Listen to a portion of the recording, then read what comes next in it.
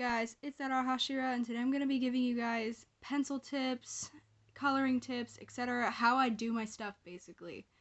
So, for starters, I'm not going to bother drawing the whole entire sketch and outlining and everything. Basically, to get this result right here, you draw what you want to draw in pencil, erase it just enough to where you can still see it, and then you outline it with a black pen. Now for all the black parts, you just color that in. Like the hair on my character person that I use for my profile picture, her hair is black, right? So I just colored that in black. So you basically have a black and white drawing now. All you gotta do is color it in, just like a coloring book. Here, let me show you. For starters, I always use markers. Ugh, the other tip flew off by mistake. So I guess I'm using the broad one. So I just color it in like that. Whatever colors you want to use for basic base stuff, which for this part of the shirt I'm using red, obviously. So basically you just color in with markers, whatever you can color in with markers, and then you do most of the shading with pencils. Now if you want to do shading, you can take a slightly darker color and like a pencil, and you can just like shade over on certain things. Like you gotta add highlights, lowlights, shadow. It's this whole big process. I'm sorry if my hand is shaky. It just bumped the tripod, so I'm sorry. Again, of what I say, most of what I use for my drawings is markers, which is super difficult because you have the bleed through problem. So what do I do about that? I take a piece of cardboard, which you can see that it's clearly bled through, and I paper clip it to the back of this so that by the time I'm done, it does not bleed through to the next page. So that's super helpful, and I definitely recommend you do that because it is a lifesaver. There we go. Now we have all of the marker stuff done, so it's time to do the shading on the neck that I always do.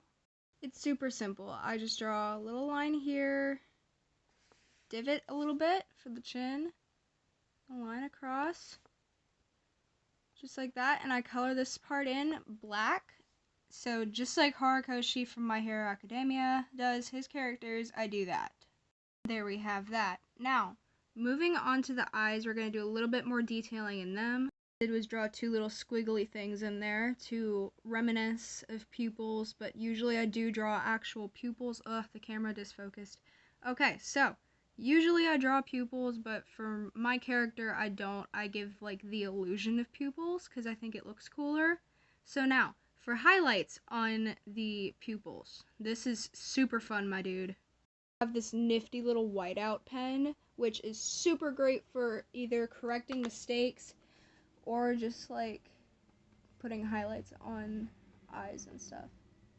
If I can get it to work. Sometimes it doesn't want to.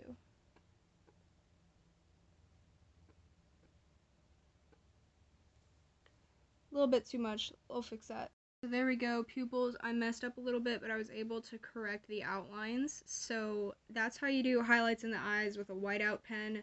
It's not incredibly easy and it takes some getting used to, which I just got mine last night. Before, I just left that part uncolored. So moving on to shading of the skin tone. This is the fun part for me, but it's also kind of difficult. I recently obtained the Crayola Colors of the World skin pack of pencils, and they're actually super good. They come in 3 different categories ranging from light to dark. You have rose, golden, and almond, which these are super good, guys. I highly recommend them. They are amazing. They also make them in markers and crayons, I believe. For her lips, I'm going to be using medium deep rose, which is one of the colors included in that package. So you just like color in the lips best you can, which I of course do top lip and bottom lip because I think it makes it look more like feminine, I guess. And I also do the blush with this.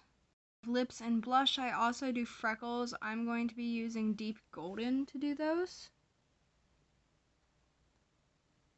So you just do like little dots everywhere, basically. Kind of gonna want to make them scattered, not uniform, you know. So kind of like this. There we go, just like that. Now, for shading on the face and the neck, I always use a darker color than the normal skin tone. Since my character is so pale, I'm going to be using medium deep almond for her neck to do shading and stuff, which this is super easy.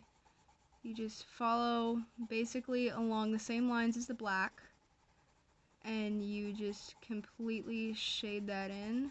Not the entire neck, of course, but like right about that. And then you do some shading around the hairline to make it appear like it's actually kind of hanging in her face a little bit. So kind of like, now for the rest of the skin, I'm going to be using light almond because like I said, she's super pale.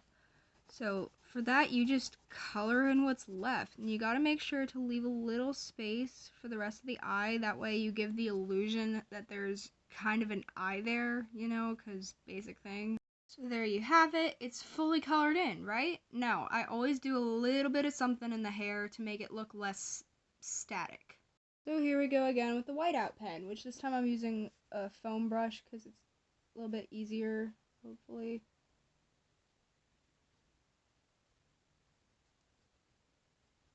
I can't do this while filming, so I'm just gonna cut right here.